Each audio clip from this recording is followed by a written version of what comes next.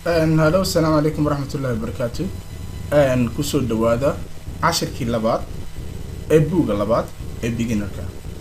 maanta waxaan qaadanaynaa sida loogu dhawaaqo ereyada qaar oo isku dhawaaqa yani we read and learn. waan akhrinaynaa read waa akhri, learn waa barasho. okay, akhrin iyo barasho sida loogu dhawaaqa ayay noqon doontaa. akhri doonaa dhawaqoodana waanu baran doonaa. okay, read the words. read akhri the words ereyada. and book look room book look room. a book look room. big living room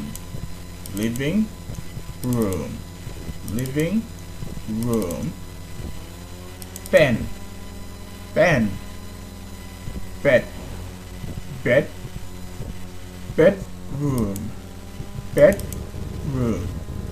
love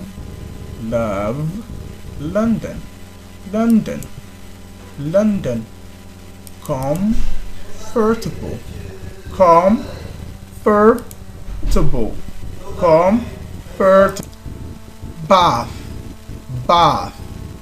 bath bathroom all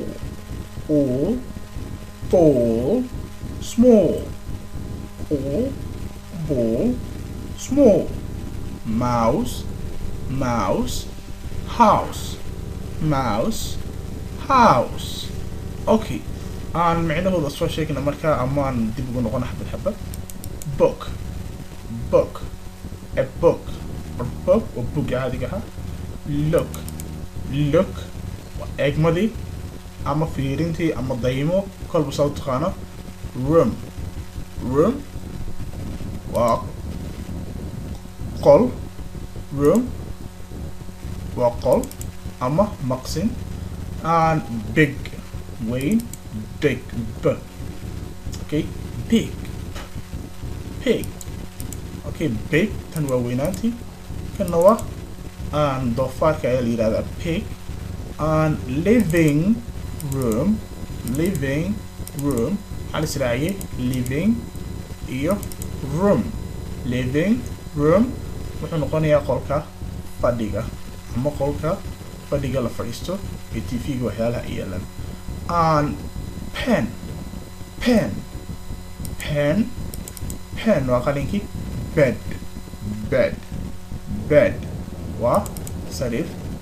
pen qalin. bed sariir.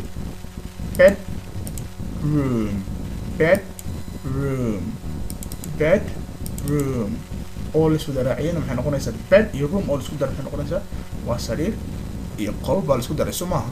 waxay noqonayaan maxay qolka jiifka ama qolka hurdada. love waa kan waa la wada garanayaan u maleeyaa ciddaan ingilishka aqooni cid walbo, laakiin waxa loogu dhawaaqa love maaha love.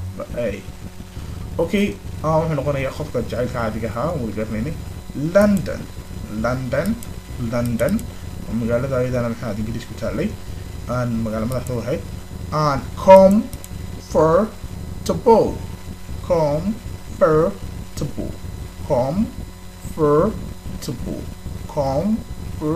waa maxay shay raaxa leh ama shay nasasho leh ama shay yani aduu qofka u fiican uu raaxo ku dareemaya ayay noqonaysaa ama raaxa dareemid ayay noqonaysaa. yani raaxa dareemid ama nasasho dareemid ayay noqonaysaa comfortable.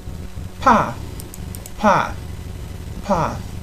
waxaa la yidhahdaa meerashadii path. it's not bath. okay, ta maaha. bathroom waa meerashadii. bathroomna waa suuligii ama xamaamkii.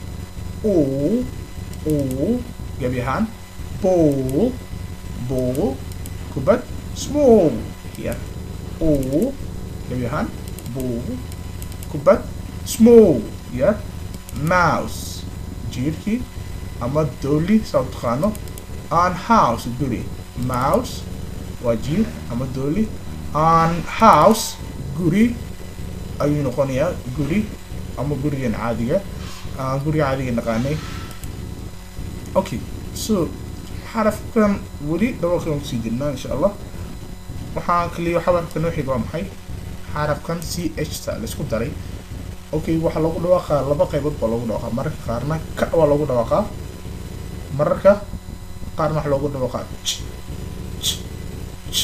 ayaa lagu dhawaaqaa children children children kitchen kitchen kitchen okay waxa lagu dhawaaqaa what each is what ta isha is what way ayuu noqonayaa children kitchen challenge chop all of them waxay ku noqon much okay ch ta waxa lagu dhawaaqayaa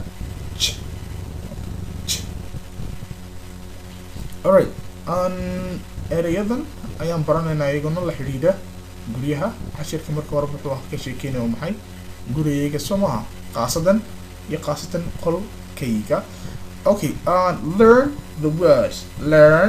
the words baro erayada baro erayadan learn baro the words erayadan a bedroom waxa la yiraahdaa qolka hurdada a bedroom qolka hurdada a kitchen waa kitchen toilet waa suuliga markuu yahay bilaa baad ama bilaa waaska markuu yahay bilaa waaska markuu yahay farqa u dhaxeeya bathroom iyo toilet farqa u dhaxeeya bathroom waxa lagu talagalay maxay meeshadii waxa kaliya lagu talagalay wuxuu leeyahay baadkii iyo bahashu ku furan laakiin toilet waa suuligii dhamaystirnaa caadiga ahaa okay so farqiga Soomaalidu inta badan maalmahin baan u malaya laakiin tan waxa la yiraahdaa like bathroom oo ah wax loogu talagalay in lagu maydho inta ayaa loogu talagalay oo wuxuu leeyahay baadkii uu leeyahay oo wuxuu dheeryahay tan waa maxay wuxuu dheeryahay waaskada ayuu dheeryahay living room waa qolkii fadhiga ay TV dadku daawaneen fadhigana la dhigay living room a bathroom okay bathroom waa suuligii kaleete isna meerashada loogu talagalay comfortable raaxa leh waa Soomaha raaxo shay raaxa leh ama raaxa leh okay a comfortable bedroom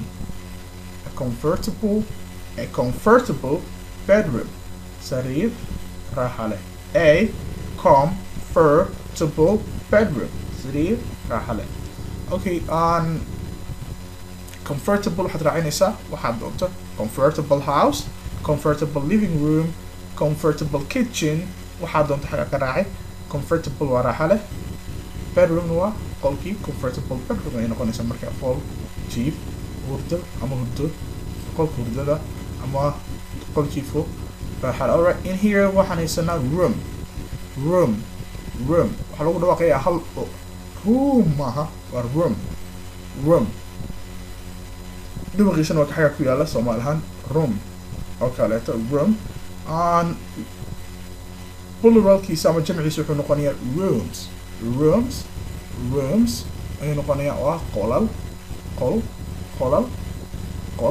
qolal ama maqsino iyo maqsin and we've got 4 rooms in our house we have got 4 rooms in our house we have got 4 rooms in our house waxaan leenahay 4 maqsin ama 4 qol ayaa ku yaala gurigeena we anagu have got waxaan leenahay ama waxaan haysanaa 4 rooms afar qol ayaan haysanaa in our house guriga waxaan ku haysanaa waxa ku yaala afar qol and small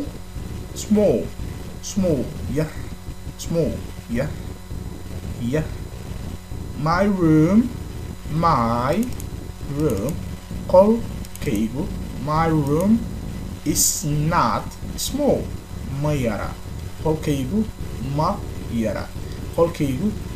yara okay and our house is not small baad oran kartaa markaad shay aad tilmaamayso yaryihiin waxaad oran kartaa my room is small qolkaygu yaryahay laakiin markaad leedahay ma yara waxaad leedahay my room isn't small okay insha allah waan soo diri doonaa activity-da iyo maxaa hadlay ka exercise-da insha allah waxaad kala soo dhowrgaraysan doontaan gruupka sida intaa inta ka horeysa assalaamu calaykum waraxmatullaahi taala wabarakaatuh